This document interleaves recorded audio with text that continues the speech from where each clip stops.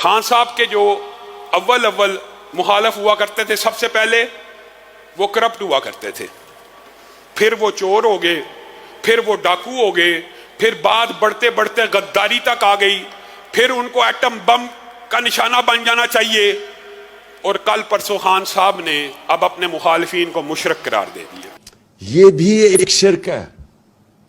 آپ اپنے ضمیر کو جب بیچتے ہیں، لالچ کو پیسے دے کے آپ کو خریدتا ہے، یہ جو ابھی بکے ہمارے لوگ بھیڑ بکریوں کی طرح، یہ بھی شرک ہے۔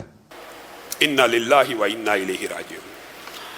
آپ مولویوں سے یہ شکوہ کرتے ہیں، یہ فتوے دیتے ہیں، اور خان صاحب نے کہا جو مجھے چھوڑ کے کسی مخالف پارٹی میں چلا جائے، یہ بھی شرک کی ایک قسم ہے۔ آج کے بعد آپ نے فتوے خان صاحب سے لینے ہیں۔ خان صاحب کو چاہیے، پہلے بھی کئی مرتبہ کہا کہ دینی اصطلاحات، دینی امور کے بارے میں علماء سے مشورہ کر کے گفتگو کیا کرے، کبھی صحابہ کے بارے میں، کبھی مال غنیمت کے بارے میں، کبھی اب کیا بندہ کی۔